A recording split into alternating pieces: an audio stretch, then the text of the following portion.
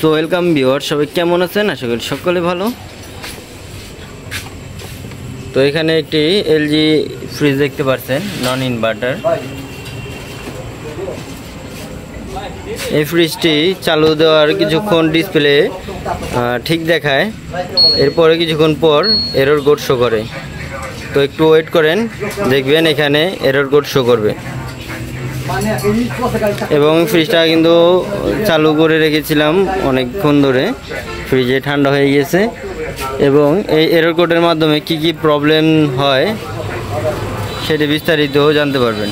দেখতে পাচ্ছেন এখানে কিন্তু কুয়াশা অনেক ছাড়ছে।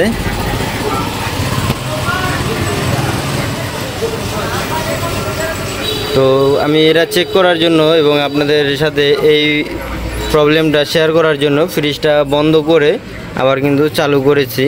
এর জন্য এখন ডিসপ্লে ঠিক দেখাচ্ছে এবং বাটনগুলো কাজ করতেছে। এটা পরবর্তীতে প্রবলেম হয় হলো ER এবং CF এরকম একটি এরর কোড শো করে। তো ম্যাক্সিমাম মনে হয় 2 থেকে 3 মিনিট সময় লাগে। একটু ওয়েট করলে আমি আপনাদেরকে এরর কোডটা দেখাই, এরপরে এটা কিভাবে সমাধান করতে পারবেন। বা ইনভার্টার এবং নন ইনভার্টার ফ্রিজে যদি কোনো সময় এই ধরনের এরর কোড শো করে, কিভাবে এটি প্রবলেম ফাইন্ড আউট করবেন সেটি আমি আজকের এই ভিডিওতে বলে দিব। এবং কেউ যদি এরর কোড সম্পর্কে জানতে চান তাহলে কিন্তু আমার সাথে যোগাযোগ করতে পারেন স্ক্রিনে দেওয়া নম্বরে। এই দেখেন এরর কোডটা শো করছে, ER এবং CF এই এরর কোডটা শো করে এবং ডিসপ্লে আর কোনো কাজ করে না। এর ফলে কি হয়, আপনার ডিপে ঠান্ডা কমে যায়, নর্মালের ঠান্ডাও কিন্তু কমে যায়। এখন কিন্তু ঠিক আছে, দেখা যায় এটা দ্রুত অটো হয়ে যায় এই এরর কোডের মাধ্যমে।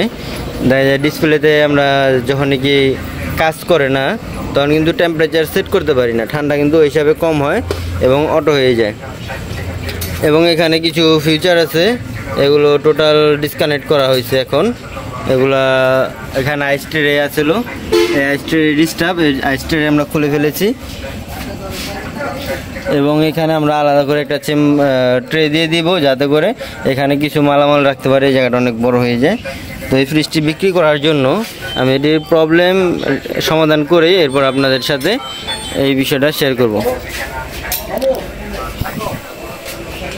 তো এখানে আমি একটি বক্স ফ্যান লাগানো আছে, দেখেন এখানে কিন্তু একটি ডিসি ফ্যান মোটর ছিল, এখানে বক্স ফ্যান লাগানো। এই জায়গায় কিছু জ্যাক আছে, দেখেন এই জ্যাকগুলো দেখতে পাচ্ছেন, এই জ্যাকগুলো টোটালি লাইন খুলে ফেলেছে। এখানে একটি পানির পাম্প মোটর ছিল, দেখাই আপনাদেরকে এই জিনিসটা কিভাবে কাজ করতো। এবং এখানে যে কম্প্রেসারটি দেখতে পাচ্ছেন, LGর একটি compressor, original fitting, condenser original, শুধু গ্যাস ভরা হয়েছে।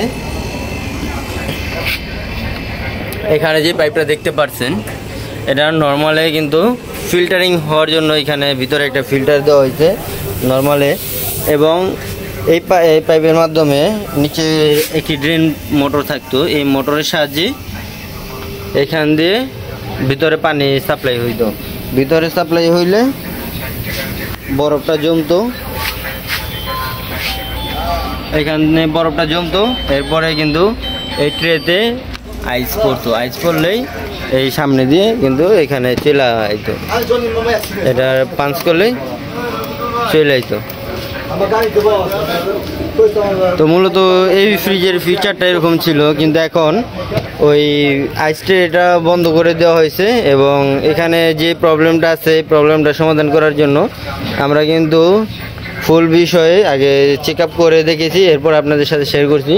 এই প্রবলেমটি আমরা সমাধান করতে পেরেছি এবং এটা আপনাদের সাথে এখন শেয়ার করবো যে এটা কীভাবে সমাধান করলাম।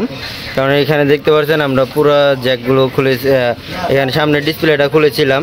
এটা ডিসপ্লে খোলার জন্য এই সাইডের কভারগুলো খুলতে হয়, এরপরে ডিসপ্লেটা বের করা হয়।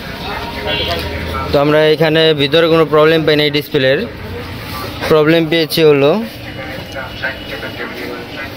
এইরকম একটি ফ্যান থাকে, এই ফ্যানটি কিন্তু ওইখানে ছিল না, এটা হলো ডিসি ফ্যান। এবং এই ফ্যানটা আমি কিনে নিয়ে এসেছি আইডিয়ার উপরে। এই ফ্যানটা কিন্তু আমরা জানতাম না যে এখানে এই ধরনের ফ্যান থাকে এবং এই ধরনের পাংখা থাকে। পাংখাটা অবশ্য ছোটো হয়ে গেছে, পাংখাটার অরিজিনাল পাংখা না, পাংখা আর একটু বড় থাকে। এই পাংখাটা আমি জাস্ট একটি স্যাম্পল নিয়ে এসেছি। এবং এখানে যে বক্স ফ্যানটা আছে, এই বক্স ফ্যানটা আমরা খুলে ফেলবো। এই পাংখাটা এখানে লাগাই দিলে এরর কোডটা কিন্তু চলে যাবে। তো আমি আপনাদেরকে দেখাই, এখানে লাইনটা কানেক্ট করি। এখন কিন্তু ফ্রিজে লাইন দেওয়া অবস্থায় আছে, আমি লাইনটি কানেক্ট করছি।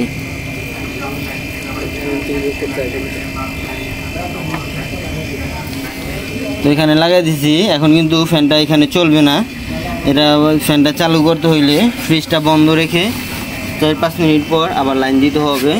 তো আমি ওই সিনটা ওই পার্টটা আপনাদেরকে দেখিয়ে দিব। আমি আপনাদের সাথে আরও কিছু বিষয় আলাপ করি। এই ফ্যান মোটর এখানে ছিল না, এই জন্য কিন্তু ER এবং CF এরর কোডটা দিছিল।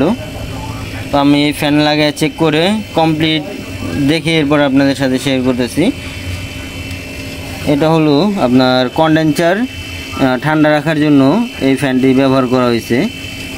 এই জন্য এই সেন্সরটি কাজ করতো এই সার্কিটের মাধ্যমে।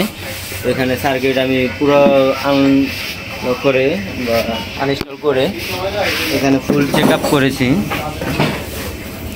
এখানে আনইনস্টল করে আমরা ফুল চেক আপ করে এখানে কিছু প্রবলেম পেয়েছিলাম, এগুলো আমি সব সমাধান করে দিছি। এখন ফ্রিজের টোটালি ওকে আছে, কোনো সমস্যা নাই। তো এখন আমি আপনাদেরকে দেখিয়ে দিব।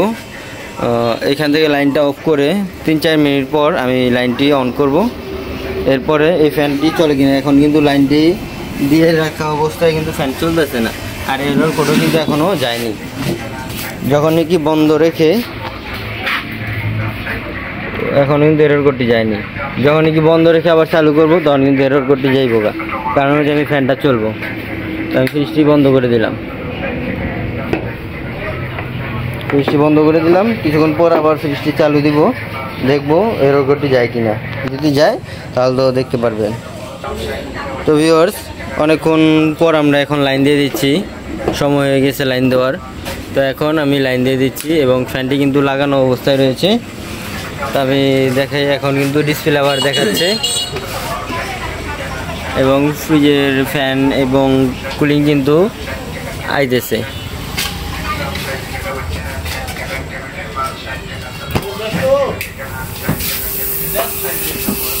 তো এখন ঠিক আছে, এবং আপনাদেরকে দেখাই ওইখানে যে ফ্যানটা খোলা হয়েছিল, এই ফ্যানটা এই চালু হয়ে গেল এখন, এবং কম্প্রেসার চলতেছে, ফ্যানও চালু হয়ে গেছে। তো এলজির যে ফ্যানটি, এই ফ্যানটি কিন্তু আমরা অরিজিনালি এখানে পাইনি, যার কারণে ফ্যানটি খুঁজতে আমাদের একটু কষ্ট হয়েছে, সময় লেগেছে। এই ফ্যানটি দেখেন এখানে এলজির লোগো দেওয়া আছে এবং ওয়াট ভোল্টেজ এগুলো কিন্তু অ্যাকুরেটভাবে মিলে গেছে, বিধায় ফ্যানটি চলতেছে। এটা কিন্তু বড় ফ্রিজ অনুযায়ী এই ফ্যানটি কিন্তু পাওয়ার কথা ছিল না এখানে আমাদের এখানে। এই ফ্যানটি কিন্তু আমরা খুঁজে বের করেছি। তো মূলত এই ধরনের প্রবলেমগুলো সমাধান করার জন্য দেখা যায় আপনারা অনলাইনের সাহায্য নিতে পারেন, অথবা আমাদের স্ক্রিনে নাম্বার দেওয়া আছে, এখানে যোগাযোগ করবেন। যে কোনো প্রবলেমে আমরা সহযোগিতা করব। এবং ঢাকার মধ্যে যারা এসে এবং ফ্রিজের কাজ করাতে চান তারা অবশ্যই আমাদের সাথে যোগাযোগ করতে পারেন। আমার লোকেশন হলো কেরানীগঞ্জ, রাজেন্দ্রপুর। এ হলো আমার দোকানের লোকেশন। এটি কিন্তু বিশাল একটি ফ্রিজ বিক্রি করা হবে। যদি কেউ কেনার আগ্রহী থাকেন ফ্রিজটি নিতে পারেন, এখন ফুল রানিং অবস্থায় রয়েছে। ধন্যবাদ, সবাই ভালো থাকবেন।